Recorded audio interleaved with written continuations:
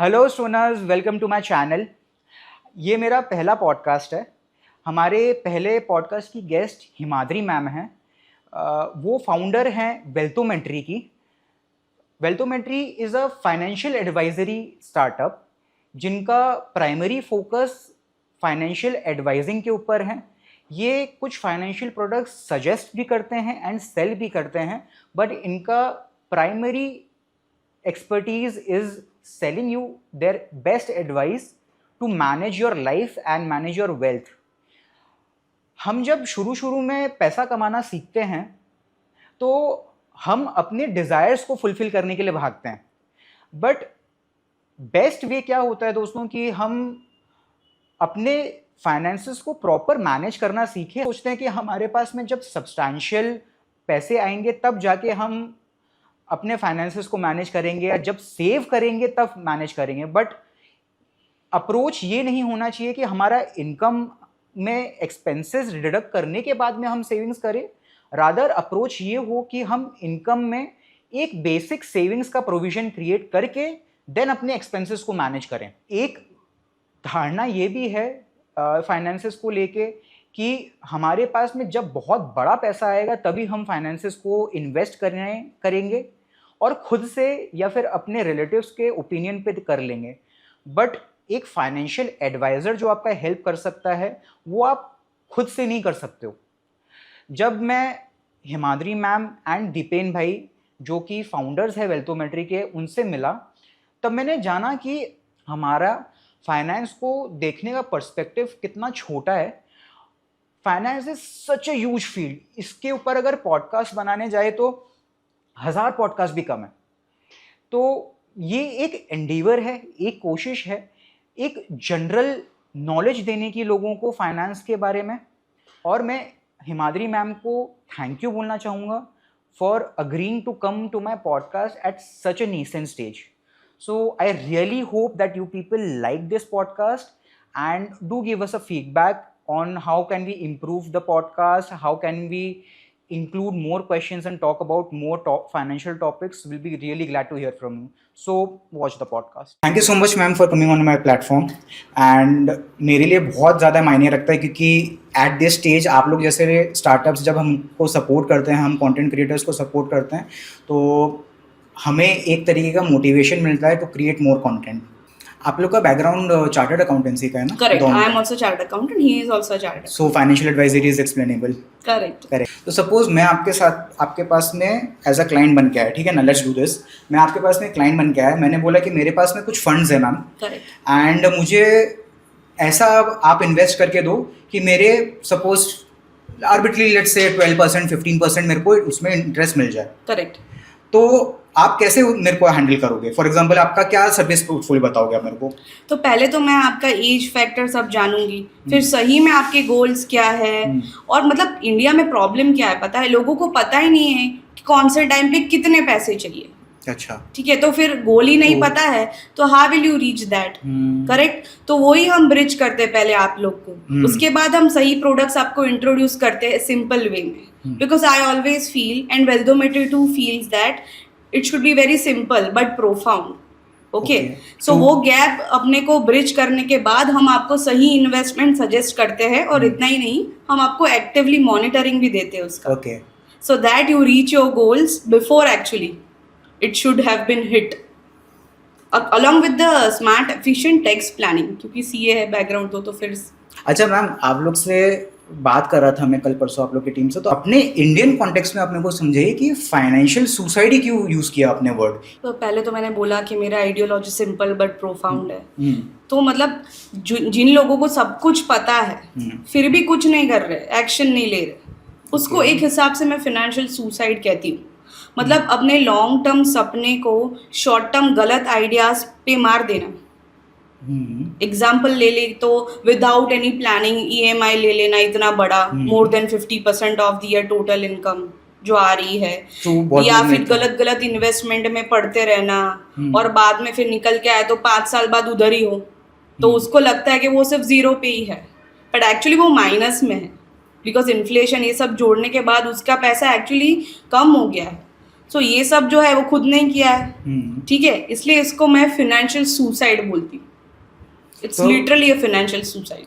तो आप बेसिकली बोल रहे हो, अगर मैं सम करना चाहूँ तो एजुकेशन का प्रॉब्लम है, फाइनेंशियल एजुकेशन का प्रॉब्लम है, मैं करेक्ट? एब्सोल्युटली. तो मैं अपना एक्सपीरियंस शेयर करना चाहूँगा. मेरे को कभी भी मेरे स्कूलिंग में एंड कॉलेज में भी कोई पर्टिकुलर ट्रेनिंग नहीं मिली फाइनेंस से. अपने इंडिया में फाइनेंशियल एजुकेशन को बहुत साइडलाइन किया जाता है. ठीक है, इसमें हम किसी को दोष नहीं दे सकते, but still system is imperfect, correct? अगर अपने फाइनेंशियल एजुकेशन अपनी कोई प्रॉपर ना हो, then we don't know how to manage our finances, we don't know our options. तो मैं आपसे पूछना चाहूँगा कि मैम ये अपना कंट्री में फाइनेंशियल एजुकेशन गैप कैसे आया, या फिर अपने उसको कैसे कम कर सकते? बहुत ही सही सवाल पूछ लिया आपने. It's very very important question that needs to be addressed at this point of time. ठीक है, ये अभी जो फाइनेंशियल एडवाइस कह दो या फिर इन्वेस्टमेंट मैनेजमेंट कह दो, इसके बारे में बहुत कुछ लोग अभी बहुत कुछ बोल रहे हैं, ठीक है, बट एक फॉर्मल सिस्टम कभी सिखाया ही नहीं गया. आप देखो अपने स्कूलिंग में, करिकुलम में, मतलब क्लास 1 से लेके पोस्ट ग्रेजुएशन तक किसी ने कभी बताया कि पर्सनल फाइनेंस कैसे मैनेज करना है? किसी ने नहीं बताया. तो अभी इसका इशू क्या है कि इसका जो कॉस्ट है ना न जानने का, वो बहुत बड़ा है, जो पता ही नहीं होता है लोगों को. जैसे मतलब cost of ignorance, financial ignorance. जैसे कि मान लो एक एग्जांपल के तौर पे हम समझते हैं, ठीक है, एक कपल है जो 25,000 कमा रहा है, दोनों कमा रहा है 25-25 हज़ार, ठीक है, और फिर दोनों 5-5 हज़ार एक स्मार्ट इन्वेस्टमेंट की तरह इन्वेस्ट करते जा रहे हैं, ओके, और कुछ भी करके ढंग से उन्होंने 15-20 साल इन्वेस्ट कर लिए, समझो, ओके, ठीक है. तो फिर अगर 15% का भी रिटर्न मान के चले अपने, तो 15 to 18 ईयर्स में उनका हो जाएगा 75 lakhs to 90 lakhs अप्रोक्सीमेट, इतना होता ही है. अच्छा. तो फिर 90 lakhs या 75 lakhs जितना भी है, तो हम लोएस्ट वाला पकड़ के चलते हैं, 75 lakhs, ठीक है. अभी ये 75 lakhs को 15 ईयर से डिवाइड कर देते हैं, कितना हुआ? तकरीबन अप्रोक्सीमेट 5 लाख, ठीक है. और उन दोनों की सैलरी कितनी है? 50,000 पर मंथ, ठीक है. और अभी वो मंथली कितना इन्वेस्ट कर रहे हैं? 10,000. सो ईयरली 1,20,000 ऑलमोस्ट हुआ, करेक्ट, ठीक है, करेक्ट. तो एक साल में ये सैलरी डबल हो गई, 5 लाख प्लस ये 5 लाख. ये सैलरी वाले लोगों के लिए बहुत ज़्यादा बेनिफिशियल है. 100%. तो जो लोग देख रहे हैं सैलरी वाले, तो उनके लिए ये छोटी छोटी टिप्स भी बहुत ज़रूरी है, एंड फ्री में मिल रही है, तो प्लीज़ ले लेना. अच्छा मैम, मेरे को एक बहुत अच्छा माइंड में आया था, आपने जब ये चीज़ बोली कि अपने फाइनेंशियली इग्नोरेंस में जीते हैं अपने काफ़ी, तो एक नॉर्मल मिडिल क्लास फैमिली के लिए फाइनेंशियल इग्नोरेंस क्या कॉस्ट लाता है उनके लाइफ में? मेरे को जानना था कि अब जैसे किसी कोई सैलरी क्लास है फॉर एग्जांपल, वो लोग ने 20 साल 30 साल मेहनत की है, but I have seen many people कि वो उन्होंने 30 साल 40 साल बाद भी वो ब्रोक ही रहते हैं, या फिर वो लोग उतना सब्सटैंशियल पैसा नहीं बना पाते हैं जो कि उनको बनाना चाहिए. तो आपके हिसाब से फाइनेंशियल इग्नोरेंस क्या कॉस्ट लाता है एक नॉर्मल वर्किंग क्लास के लाइफ में? पहले तो मैं ये बताना चाहती हूँ कि ये 30-40 वाला जो ये सेगमेंट है ना, वो फाइनेंशियल इग्नोरेंट नहीं है. ओके. इनको सब पता है, एक्सपीरियंस से आया है, या फिर इतना सारा अभी तो डिजिटल नॉलेज कितना है अपनी जनरेशन में, ठीक है, उनको सब पता है, फिर भी नहीं करना है उनको. इन लोगों के लिए ना मेरे पास एक टर्म है, मतलब मैं ऐसे ही मेरे दिमाग में उनके लिए एक टर्म रखती हूँ. ओके. सो iPhone 16 Pro या प्रो मतलब प्रोक्रास्टिनेशन. अच्छा. प्रो मतलब प्रोक्रास्टिनेशन. हाँ, वो तो उनको पता ही नहीं है, पता है पर करना नहीं, कल कर दे, या फिर नेक्स्ट ईयर पक्का पूरी शिद्दत से मैं इन्वेस्ट करना चालू करता हूँ, देखो फिर मैं कहाँ पहुंचता हूँ. फिर नेक्स्ट इंक्रीमेंट 3 महीने में ना उसमें इंक्रीमेंट की पूरी अमाउंट में इन्वेस्टमेंट में डाल दूंगा. ये सब थॉट प्रोसेस है ना, वो थॉट प्रोसेस ही रह जाती है, ठीक है. या फिर it is like a gym membership which you pay on the beginning of the year, मतलब ये है ना new year resolution type kind of, यही. तो वो चलता ही जाता है. That's why then after all of a sudden they hit a hard reality, something happens in their life. Okay, ठीक है, इमरजेंसीज, मे बी एनीथिंग. तब जाके उनको सिर्फ पता लगता है कि ओ माय गॉड, रियलाइजेशन हो गया कि नहीं अब तो करना पड़ेगा, फिर भी कुछ नहीं करते, आधा अधूरा करते रहते हैं. So for this people ना, they are going to remain like this. तो फिर मैम उस हिसाब से, आपके लॉजिक के हिसाब से, तो हम लोग कभी iPhone Pro खरीदे ही नहीं. नहीं खरीदना चाहिए. अगर अच्छे से 2,000 का भी इन्वेस्टमेंट कर लो ना 2 साल, फिर भी आपका iPhone आ जाएगा. बट बहुत लोगों में वो पेशेंस होता ही नहीं कि वो 2 साल वेट करे एक आईफोन खरीदने के लिए. People buy an iPhone and then they wait for probably 2 years to pay it off. वैसा है. करेक्ट. ओके. तो मैम एक क्वेश्चन मेरा हमेशा से मेरे माइंड में आता था कि why are people so uncomfortable in talking about the finances. मतलब खैर मैं भी थोड़ा बहुत ऑकवर्ड हो जाता हूँ अगर मुझे कोई पूछे कि आपने कहाँ का इन्वेस्ट किया है, कितना कितना इन्वेस्ट किया है. तो अपने कंट्री में स्पेसिफिकली ये प्रॉब्लम क्यों है कि लोग फाइनेंसेस के बारे में बात करने में बहुत ज़्यादा झिझकते हैं, बहुत ज़्यादा एक उनमें अनकंफर्टेबल एटीट्यूड आ जाता है कि यार क्यों पूछ लिया यार. मैं उसको अपना बता दूं प्लान तो कहीं इसको पता तो नहीं चल जाए मेरे पास कितने पैसे एंड ऑल. तो ऐसा अनकंफर्टेबल एटीट्यूड क्यों? आपकी जनरेशन, मेरी जनरेशन सब ब्रेकअप के बारे में बताते हैं सबको? नो. थोड़े बहुत लोगों को बताते हैं, कोई लोगों को बताता हूँ. ठीक है. लेकिन ये तो एक जजमेंट की सवाल आ गया ना. It's a taboo. Just like depression is a taboo. Mental health is depression a long term disease? No, it's a disorder. फिर भी लोग मतलब पब्लिकली बोलने में कितना झिझकते रहता है. सिमिलरली ये भी एक टैबू है. मतलब जज के लोग मेरे बारे में जज कर लेंगे, इतना ही है, इतने साल में इतना ही किया, यहाँ किया, गलत किया, सही किया. सो ये जजमेंट का इशू है ना, बहुत प्रॉब्लमेटिक है. That's why people don't open up जो होना चाहिए. जैसे बोलते हैं ना कि डॉक्टर और लॉयर के सामने कुछ नहीं छुपाना चाहिए, ऐसे मैं आप बोलती हूँ फाइनेंशियल एडवाइजर के सामने भी कुछ नहीं छुपाना चाहिए. अच्छा मैम, हैबिट्स के बारे में आपने बोला. बेसिकली हमें कोई जज ना कर ले इस चीज़ का हमारे पास में, या हमारा एक गलत हैबिट में बोल सकता हूँ इसको, करेक्ट? करेक्ट. तो एक और हैबिट के बारे में मुझे बात करनी है आपसे, स्पेंडिंग हैबिट्स के बारे में. एक शायद टर्म आपने सुना होगा, लाइफस्टाइल इन्फ्लेशन करके. हाँ, उसके बारे में मुझे बताओ कि लाइफस्टाइल इन्फ्लेशन क्या है और हमें इसे कैसे बचना चाहिए. ये मेरे को आप दोनों चीज़ बताओ. ठीक है. सो लाइफस्टाइल इन्फ्लेशन का तो कुछ बाहर नहीं है यार, वो तो अपने पे ही है. मतलब जब 30,000 सैलरी थी, हाँ. तब 2 ही जूते लाते थे, रनिंग एंड जो नॉर्मल होते हैं. अच्छा. अभी 1 लाख की हो गई तो 12 जूते आ गए, 3 रनिंग के, फिर ये ब्रांड के. तो उसकी कोई लिमिट नहीं होती है. वो अपने माइंडसेट और एटीट्यूड पे डिपेंड करता है. बट मैम बोलना तो आसान, अब जैसे हर कोई कंट्रोल नहीं कर सकता. फॉर एग्जांपल अगर पैसा आता है तो मैंने अपनी बहुत सारी ज़रूरतें हैं जिसको पूरा मैं नहीं कर पाया कम पैसों के कारण, तो वो तो मैं पूरा करूँगा ही.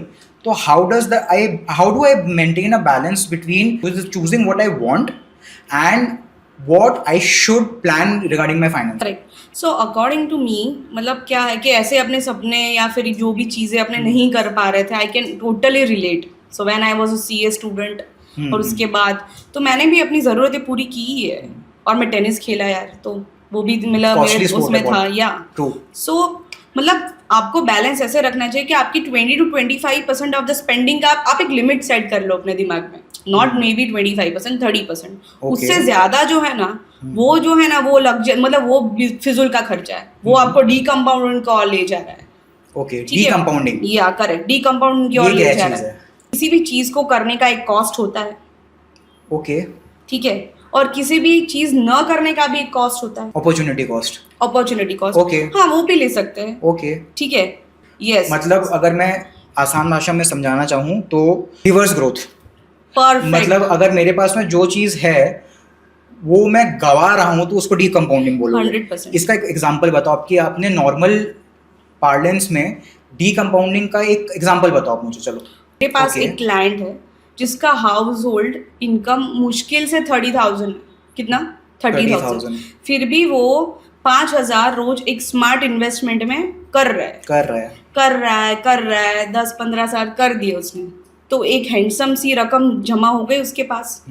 ठीक है. और दूसरा उसके सामने, my friends, I tell you, they are earning lakhs of rupees per month. फिर भी कुछ नहीं कर रहे हैं. मतलब, और the iron is that sometimes they call me up out of nowhere, कि मतलब बोलेंगे कि क्या ये स्टॉक आया है, ले क्या. अच्छा. Kind of this. But they do not have any kind of discipline investment strategy, कुछ नहीं. ठीक है. तो अभी 10 साल फास्ट फॉरवर्ड कर देते, तो वो जो बंदा है उसने ठीक ठाक रकम जमा कर ली, even if is not earning, even if is income was around 30,000. Okay. ठीक है. और ये लाखों वाले जीरो पे आ गए. बट एक्चुअली वो जीरो नहीं है. They have actually lost that compounding years of 10 years. ठीक है. जिसमें वो अपने पैसे एटलीस्ट 12% पे ग्रो कर सकते थे. तो वो इन्फ्लेशन लेकिन नहीं किए, तो इन्फ्लेशन ने आके उसको खा लिया 8%. तो वो जो 8% है ना, दैट इज डीकम्पाउंडिंग, जो कोई कैलकुलेशन में लेता ही नहीं है, पर वो रियल तो है ना। रियल है, ट्रू। अच्छा मैम, अपने इसके एक टॉपिक मेरे माइंड में हमेशा रहता था कि how much EMI is a good EMI। अब जैसे मेरे पास में 1 लाख रुपए नहीं है आईफोन खरीदने के लिए, या फिर एक घर के कॉन्टेक्स्ट में लेते हैं, चलिए सबसे आसान एग्जांपल है कि मेरे पास में अभी 1 करोड़ रुपए नहीं है घर लेने के लिए, एंड मुझे लेकिन घर तो चाहिए रहने के लिए, and many people buy home on home loans. तो मेरा आपसे एक क्वेश्चन ये है कि मेरी सैलरी के हिसाब से या मेरी इनकम के हिसाब से how much EMI should be a good EMI? So 30 or to 35% of your total EMI, not only house, Okay. is good. ठीक है, लेकिन ग्रेटर देन 50% इज लाइक कि आप रोलर कोस्टर राइड में बैठ गए लेकिन सीट बेल्ट लूज है, ओके, कभी भी गिर सकते हो, कभी भी इमरजेंसी आ गई अटक गए, जॉब चेंज करना है जॉब चला गया अटक गए। Even at the cost of children's education, I feel people are buying home and paying 70% of your if their total income into EMIs. तो ये मेरे हिसाब से गलत है। कोई तो तरीका होगा ना मैम कि इसको हम कैसे पॉजिटिवली लेके आगे बढ़े और इसमें ना अपने डिस्टेबलाइज ना हो। फॉर एग्जांपल, अगर जैसे मेरे को कोई चीज़ खरीदनी है, घर खरीदना है, तो मेरे को डिस्टेबलाइज नहीं होना है कोई भी चीज़ को लेके। इमोशनल अपीवल किसी भी चीज़ में मुझे तो पसंद नहीं। तो आप कैसे इसको प्लान करोगे कि एक घर मेरे लिए लाइबिलिटी ना बने, आई कैन कंफर्टेबली पे ऑफ, तो मेरे को क्या चीज़ें इंश्योर करनी चाहिए? सो उसके लिए आपको थोड़ा EMI प्लानिंग करके चलना चाहिए। ओके, कि आपका जो टोटल इनकम आ रहा है हाउस होल्ड, हस्बैंड वाइफ मानो कि हस्बैंड वाइफ दोनों कमा रहे हैं, तो दोनों का कितना इनकम है वो देखने के बाद, मतलब इमीडिएट जो डिसीजन आ जाता है घर लेते हैं EMI चालू करते थे वो नहीं, आप थोड़ा कैलकुलेशन बैठ के बनाओ, या फिर अगले 2 साल थोड़ा डीले कर दो जब तक कि आपकी इनकम थोड़ी बढ़ नहीं जाती है, आपके जो खर्चे हैं वो सब स्टेबलाइज नहीं हो जाते हैं, या फिर at the cost of education नहीं हो जाता है, उसके बाद घर लेने का सोचो, या फिर किसी से एडवाइस लो। This is very important, I will tell you. क्योंकि लेते नहीं है फिर EMI में फंस जाते हैं, तो इन्वेस्टमेंट तो छोड़ो, फिर खर्चे भी नहीं निकल रहे होते, ठीक है, फिर सेक्रीफाइस की बात आ जाती है। और वो ये सब चीजें हैं ना जो 1-2 साल की बात नहीं है, ये पूरे 20 साल के नीचे तो कोई, आई डोंट थिंक सो कोई लेता होगा EMI का। करेक्ट, हाँ। तो मेरे हिसाब से थोड़ा प्लान करके चलो कि is it worth to buy now, what is the necessity, या फिर 1-2 साल रुक जाते हैं उसके बाद लेते हैं और अच्छे से जीते हैं, या फिर अभी SIP करा लो उतने थोड़े अमाउंट की, ओके, ठीक है, जिससे वो जो इंटरेस्ट जा रहा है ना वो at the end of the loan जब कंप्लीट हो रहा है तब इंटरेस्ट है ना वो SIP भर दे, इतना पैसा जमा हो गया। बट मैम फिर मुझे तो कैश फ्लो के हिसाब से अगर देखें तो मुझे तो EMI भी देना हो गया, एंड मुझे SIP में इन्वेस्टमेंट भी चला गया। कैश फ्लो के हिसाब से देखें, not talking about the net gains and net profit. तो फिर तो मेरे लिए तो कैश फ्लो का इशू आ गया ना। करेक्ट, तो इसको अपने कैसे टैकल पर कहीं ना कहीं तो आप इन्वेस्ट कर ही रहे हो, या फिर कुछ तो सेव कर ही रहे हो, और उसका कुछ कर ही नहीं रहे हो। तो instead of doing this, do a smart planning. तो एक तरफ मेरा SIP ग्रो करता रहेगा, करेक्ट, एक तरफ मेरा इंटरेस्ट भले ही जाता रहे, but at a certain point in future वो दोनों मैच करेंगे। करेक्ट, प्रॉब्लम नेट लॉस की जगह पे नेट गेन रहेगा। हाँ, नेट गेन भी आ सकता है डिपेंडिंग अपॉन कि कितना % रिटर्न आपको ईयर ऑन ईयर मिलता है। मैं अपनी स्टोरी बताता हूँ एक और चीज़, कि मेरे को ना प्रॉपर फाइनेंशियल एडवाइजर जो होते हैं ना, कि मेरे को बहुत अर्ली स्टेज पे नहीं मिले। अभी मेरे पास में भगवान की दया से जो भी मुझे गाइड कर रहे हैं, I am very grateful to them. जो भी अगर कोई देख रहा है तो please don't mind, I am तब वेरी ग्रेटफुल टू देम कि उन्होंने अभी तक मुझे गाइड किया है। लेकिन बहुत अर्ली स्टेज पे, तब 21, 22, 23 ईयर्स में, जहाँ पे जब थोड़ा मेरा ग्रोथ हो रहा था, I was getting money, a little bit money in hand, तो मेरे को गाइड करने वाला कोई नहीं था। मेरे को गाइड करने वाले खाली अपने परिवार के मामा चाचे सब। तो एक इंसान जनरली फाइनेंशियल एडवाइस अपने रिलेटिव से लेता है, आजू बाजू के उनके जो उन्हें अवेलेबल रहता है उनसे लेता है, या तो हम अपने मामा मम्मी पापा से, या तो मामा मामी चाचा चाची दादा दादी, एनीबडी, एंड सब कोई अपने एक्सपीरियंसेस के हिसाब से गाइड करते हैं। लोगों का अपने इंडिया में ऐसा क्यों बिहेवियर है कि लोग अपने आजू बाजू के लोगों से पूछ लेंगे, लेकिन एक फाइनेंशियल एडवाइज़र के पास में नहीं जाते हैं, या फिर फाइनेंशियल एडवाइज़र के ऊपर स्पेंड नहीं करना चाहते हैं। तो उनका क्या अपस्केल रहेगा कि एक आपके जैसे फाइनेंशियल एडवाइज़र के साथ में मिलके काम करें, या अपने मामा चाचा लोग का सुन के ही अपना पूरा पोर्टफोलियो बनाने की कोशिश करें? अभी ये क्या है, सोसाइटी में एक टैबू है, मतलब कि यार ये लोग है ना बेचने ही बैठे हैं प्रोडक्ट्स, ठीक है, ये लोग सिर्फ प्रोडक्ट्स बेचने में ही लगे और ट्रस्ट इशू आ जाता है, तो उनको लगता है कि चाचा चाची ये लोग हमको सही सलाह देंगे। और नो डाउट कुछ कुछ चाचा चाची अच्छी भी सलाह देते हैं, पर वो नॉलेज कहाँ तक सीमित रहता है, उनको पता है उतना ही। लेकिन एक फाइनेंशियल एडवाइजर होता है, उनको बुरा नहीं सकते टू बी वेरी हाँ करेक्ट। तो लेकिन एक फाइनेंशियल एडवाइजर उसके सामने है, ठीक है, राइट फाइनेंशियल एडवाइजर या फिर what ever investment manager, financial manager, personal जो भी है टर्म, तो वो आपके गोल्स को समझता है, ऑब्जेक्टिवली समझता है, सब्जेक्टिवली नहीं, ठीक है। फिर उसको मैप करवाता है, आपको थॉट प्रोसेस करवाता है, फिर उसके जो टाइम एंड टेस्टेड स्ट्रैटेजीज होती है, ठीक है, वो आपको फिर उसमें मैप करवाता है, प्लस वो आपको डंडा मार के डिसिप्लिन इन्वेस्टिंग कराता है। एक तरीके का गुरु हो गया, फाइनेंशियल गुरु हो गया आपका 100% एडवाइजर। और तब जाके आपका गोल अमाउंट जो आपने ये पेपर पे देखते हो ना, जो रिटर्न 15 आ गया, 18 आ गया, वो एक्चुअल में मिलता है। आप मेरे को ये बताओ कि क्या फाइनेंशियल एडवाइजिंग एक ऐसे इंसान के लिए है जो शायद बहुत ज़्यादा सेव नहीं कर सकता है, या फिर जो प्रोबेबली 15-20,000 रुपीज़ से ज़्यादा सेव नहीं करता है? नहीं, ये ना पता नहीं ये मिथ कहाँ से आया है।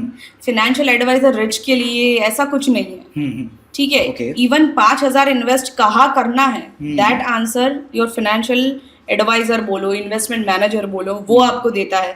Similarly for 20,000, even for 3,000 as well, ठीक है, कहाँ करना है, कब निकालना है। Exits I will tell you is the most important thing. घुस तो एंट्री तो सब मार देते हैं, यहाँ कर दिया, वहाँ कर दिया, 1-2 रील देख ली, मेरे को आ गया, मैं खुद से इन्वेस्ट करूंगा, कर भी दिया, फिर पता ही नहीं है एग्जिट कब करना है, ठीक है। वो जो ट्रेन में बैठ गए, पता ही नहीं कहाँ चलना है, फिर लास्ट स्टॉप दिल्ली, उधर उतर गए, लेकिन बीच में ही ट्रेन खराब हो गई, तब जाके उसको रियलाइज होता है, करेक्ट। सो ऐसा कोई बार नहीं है कि 5,000 वाले, और फीस भी मतलब ऐसे चार्जेस भी ऐसे थोड़ी होता है कि हर टाइम में वो फीस चार्ज करते हैं, ऐसा कुछ नहीं है, ये मिथ है सिर्फ। Okay. Even mutual fund distributors are allowed to give incidental advice, ठीक है, टू देयर क्लाइंट्स कि कौन सा सही रहेगा आपके रिस्क के हिसाब से, या फिर आपके गोल के हिसाब से। वो क्या चार्ज करता है इसके लिए?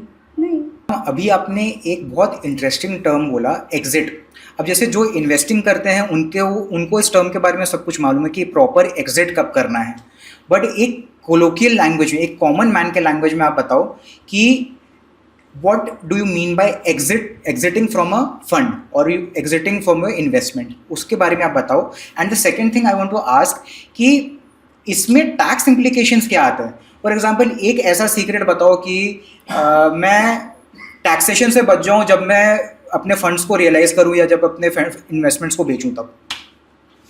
ठीक है, सो एग्जिट मतलब मान लो किसी भी इन्वेस्टमेंट किया है किसी भी जगह, तो पहले इन्वेस्टमेंट करते गए बिना सोचे समझे, ठीक है, अभी उसको कभी तो निकालना पड़ेगा ना, ये पैसे जो बन गए तो उसको निकालोगे कब, ठीक है। तो उसका भी एक रूल या उसका भी एक स्ट्रैटेजी होता है। ऐसे मतलब पहले के ज़माने में क्या था, पैसा डाल दो फिर भूल जाओ, जो वो उस टाइम पे बराबर था, राइट। लेकिन अभी नहीं है, अभी आपको बहुत कुछ देखना होता है, उसमें ट्रांजैक्शन कॉस्ट जुड़ जाता है, उसमें टैक्स जुड़ जाता है, उसमें कभी तो ऐसा भी हो जाता है कि वो स्क्रिप्ट है वो उस टाइम चल रही थी, मान लो किसी ने स्टॉक ले लिया, करेक्ट, ठीक है, तो ले तो लिया, फिर एग्जिट पता ही नहीं है, तो वो लॉस करते ही जा रहा है 70% लॉस, जैसे अभी PSU में हुआ ना। ऐसा मैंने कई लोगों को देखा हुआ है, मतलब पर्टिकुलरली मेरे जो दादा के जनरेशन के लोग थे कि एक पर्टिकुलर स्टॉक है या कोई पर्टिकुलर इन्वेस्टमेंट है, उसमें इन्वेस्टमेंट करके भूल जाओ, करेक्ट, और उससे अपने को एग्जिट कब मिलना है, कब अपने को क्या पैसा लेके निकलना है, there was no strategy about it. तो लोगों की जनरली स्ट्रैटेजी नहीं होती है कि आपको कोई पर्टिकुलर इन्वेस्टमेंट से या फंड से कब एग्जिट करना, कब निकलना है इन द बेस्ट फैशन कि उनको कैपिटल गेन्स टैक्स भी कम देना पड़े, मतलब टैक्सेशन का इम्प्लीकेशन भी कम हो एंड उनको प्रॉपर बेनिफिट्स भी मिले। फॉर एग्जाम्पल एक स्टॉक अगर अभी लो पे है, Correct. तो और अपने उस स्टॉक को होल्ड कर रहे हैं, for example stock X, Correct. और उससे एग्जिट अभी अपने पास में अपॉर्चुनिटी है, हो सकता है और कम जाए, Correct. तो we should exit from that fund and शायद कोई और दूसरा स्टॉक हो जो कि रैली में हो, एंड उस स्टॉक से निकल के उस स्टॉक पे चढ़ना, पिगी बैक राइड करना ज्यादा beneficial, if I am not wrong. Perfect है, करेक्ट। तो मैम कैपिटल गेन्स का क्या इम्प्लीकेशंस है अगर जैसे मेरे पास में कोई स्टॉक है, मैं बेचता हूँ, सपोज 10 लाख के मेरे पास में स्टॉक है, मैंने बेचे उसको, मैंने खरीदे थे उसको 4 लाख में, तो कैपिटल गेन्स का क्या इसमें इफेक्ट आता है? तो वो कितने ड्यूरेशन के लिए आपने ये होल्ड किया है, ओके, ठीक है, वो मैटर करता है। जैसे अगर 12 महीने से ज्यादा है तो वो लॉन्ग टर्म है, ओके, लेकिन 12 महीने से कम है तो वो शॉर्ट टर्म हो गया। लेकिन इसमें यहाँ पे एक हैक है जो मैं अभी आपको बताती हूँ। ये प्लीज बताओ। ठीक है, so there is an exemption limit of 1,25,000 per year. ठीक है, अगर लॉन्ग टर्म इन्वेस्टमेंट तो उतना अगर प्रॉफिट है ना किसी भी इन्वेस्टमेंट में, गेन है ना, पर्टिकुलरली इक्विटी इन्वेस्टमेंट्स में, ठीक है, तब तक आपको कोई टैक्स नहीं भरना है। ओके, लेकिन अगर उसके ज्यादा है ना तो टैक्स भरना है। फॉर एग्जाम्पल 2 लाख गेन है आपका, ओके, ठीक है, सो 2 लाख माइनस 1,25,000 तो 75,000 पे आपको टैक्स भरना है। सो दिस इज, तो अगर आप स्ट्रेटेजी और डिसिप्लिन के हिसाब से एग्जिट करते हैं ना तो एवरी ईयर आप प्रॉफिट बुक कर रहे हो, ठीक है, प्लस माइनस तो इक्विटी में होता रहता है। अगर hybrid fund, mutual fund hybrid जो होता है जिसमें डेट और इक्विटी दोनों का पोर्शन रहता है, वो भी अगर आप सही तरीके से निकलते हो रिटर्न लेके, क्योंकि वो भी अप डाउन होता ही रहता है, ठीक है, तो उसमें आपका प्रॉफिट भी बुक हो रहा है और टैक्स भी सेव कर रहे हैं। वापस फिर किसी और फंड में डालो सोच समझ के, मतलब कि फिर वापस उसको प्रॉफिट में से कन्वर्ट करके गेन लेके निकलो, ऐसे इसको हम एक स्ट्रेटेजी बोलते हैं। मैम 2-3 दिन पहले आपके टीम के साथ में बैठा था, तो I had a chat with your marketing partner Rohit जी।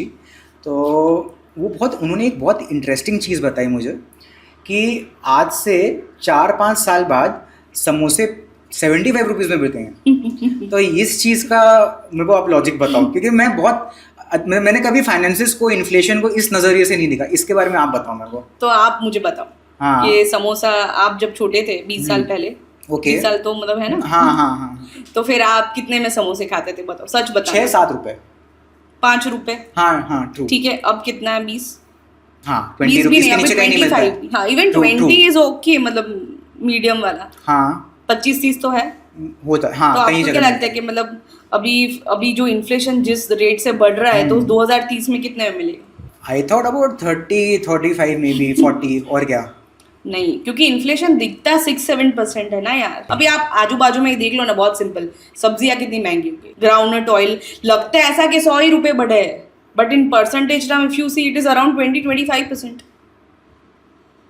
आराम से खाने पीने के पैसे इतने होने वाले। पहले तो डोसा 20 रुपए ही मिलता था, हाँ, अब 200 रुपए से नीचे मिलता ही नहीं है। So this is the hidden cost. इसका बेस कैसे लेता है ना, बहुत इंपॉर्टेंट है, इन्फ्लेशन परसेंटेज का, ठीक है। तो मेडिकल कॉस्ट देख लो, क्या 6-7% बढ़ा है, हमको, आपको, मेरे को, सबको पता है मेडिकल कॉस्ट कितनी, मतलब शूट हो रहा है। एजुकेशन फीस देख लो, और मैंने और आपने कितने में पढ़ाई की, अभी देखो प्री स्कूल की फीस भी 1 लाख रुपए है। परसों I went with my friend, okay, उसके छोटे से बच्चे, 3 साल का बच्चे को प्री स्कूल में मतलब एंट्री करानी थी, एडमिशन लेने के लिए गए, तो फिर हम 3-4 जगह गए, तो I was shocked, it started from 75,000 onwards, और ये तो सिर्फ बेस फी थी, उसके बाद पता नहीं क्या क्या खर्चे, स्टेशनरी, यूनिफॉर्म। तो ये तो सिर्फ 15-20 साल पहले की बात है, हमने और आपने उस टाइम पे स्टडी खत्म किया था ना, या फिर किया है। मैं तो 1500 रुपये फीस थी मेरी स्कूल की। मेरे को तो स्कॉलरशिप भी मिलती थी यार। हाँ, मैं सेंट जेवियर से हूँ, सेंट जेवियर्स कोलकाता से मैंने बीकॉम किया है। वहाँ पे तो हार्डली वही 25,000-30,000 रुपीज़ फीस थी मेरे टाइम पे। हाँ, और वो प्री स्कूल का कॉन्सेप्ट था क्या, मतलब ऐसे 1-1 लाख रुपए कराते क्या है, पता नहीं है। So this is, I am showing the inflation real percentage. तो उस हिसाब से तो मुझे लगता है 100 रुपए में समोसे मिलेंगे, और चीज़ वाले तो अगर मैं बताऊँ ना तो पता नहीं क्या क्या भाव ले लेंगे चीज़ के नाम पे। ओके, तो मैम हम लोग ने एक इन्वेस्टमेंट ऑप्शंस को एक यंगस्टर, एक टीनेजर के पॉइंट ऑफ व्यू से देखा है कि जैसे ही कोई इंसान 22, 25 या 30 साल का होता है वो प्रोबेबली इन्वेस्टमेंट स्टार्ट करता है। लेकिन ऐसे लोग जो 40 के ऊपर है, 40 के ऊपर हैं, तो उनके लिए क्या इन्वेस्टमेंट ऑप्शंस हो सकते हैं, seeing that it's almost a little bit late for them to start investing? तो उसके लिए आप क्या सोल्यूशन दोगे? See, I'll give a holistic view about it, ठीक है। पहले तो उनको देख लेना चाहिए कि इंश्योरेंस है कि नहीं, और मैं बोलती हूँ प्योर टर्म प्लान ले। इस माध्यम से मैं यही बोलना चाहती हूँ आपको कि pure term plan he low.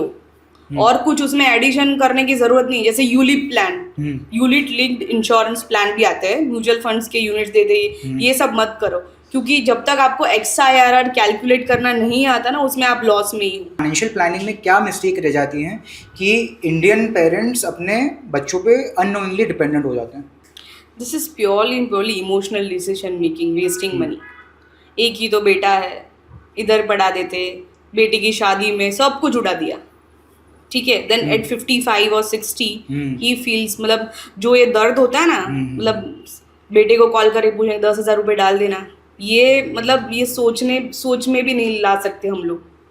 So this is purely emotional spending, societal pressures, या फिर एक काइंड ऑफ पीयर प्रेशर भी होता है। अब तो अब के पेरेंट्स का जो जनरेशन, उसमें पीयर प्रेशर भी है। इसके बेटे की कैसे शादी कराई, इसके बेटे को यहाँ पढ़ाया तो हम भी कराते हैं, ओके, विदाउट कॉन्शियसली थिंकिंग कि क्या बचेगा अपनी वाइफ के साथ, मतलब अपनी वाइफ के लिए हम पूरा रिटायरमेंट कैसे गुजारेंगे, nothing thought of that. Okay, so I will tell you a very real story about it. Yeah please. So before few months मैं एक रिक्शा वाले से मिली, मतलब मैं ट्रैवल कर रही थी कहीं ऑटो में, मुझे पता चला कि वो अंकल अराउंड 60 ईयर्स थे। तो मैंने उनको पूछा कि अंकल आपकी तो मतलब रिटायरमेंट की एज है, आप क्यों मतलब ये सब कर रहे हो? तो उन्होंने बोला कि बेटी मेरा घर इससे ही चल रहा है। तो then I was like set a back, being finance background. फिर मैंने उनको पूछा थोड़ा ज़्यादा कि अंकल आप मतलब आपका बेटी, तो उन्होंने बोला हाँ मेरा बेटा है, वो बाहर है। मतलब imagine a good middle class family I am talking about, ठीक है। वो अंकल ड्राइव कर रहे थे, बोले कि हाँ वो भेजता है, लेकिन बेटी मैं सच बताऊँ, मेरे को ना ये मांगना अच्छा नहीं लगता, तो मैं जो भी दिन में कमाता हूँ उससे मेरे और मेरी जो वाइफ है उनका निकल जाता है, बस ऐसे चल रहा है। देन आई आस्क्ड हिम, आपने पैसे जमा नहीं किए? बोले कि नहीं किए थे ना, पर वो सब शादी में उड़ा दिए, या फिर कभी कभी ज़रूरत पड़ी थी बेटे को तब दे दिए। So this is actually a retirement crisis, okay, जो बहुत लोगों को लगता है कि क्या होता है, लेकिन ये रियल है, जो मैंने तो अभी मतलब एक्सपीरियंस ही कर लिया, तो मैं और सीरियस हो गई अब इन्वेस्टमेंट को लेके। So I want people to understand कि बिफोर इट अराइव्स कुछ कर लो। प्लस ये तो प्रॉब्लम जो है मैम, ये हम लोग ने बहुत अपने देश में लोग लोन ले लेके अपने 100% बच्चों की शादियां कराते हैं, जबकि शादी इतनी भी बड़ी इवेंट नहीं है कि उन पूरी अपनी जमा पूंजी उस पर लगा दी जाए, या फिर स्पेशली लोन लगा के की जाए, क्योंकि आज के ज़माने में मैरिज के लिए बहुत सारे ऑप्शंस आ गए, तो लोग समझते नहीं है कि असली रिटायरमेंट क्राइसिस की तरफ जा रहे हैं। आपके हिसाब से what is a real retirement crisis according to you?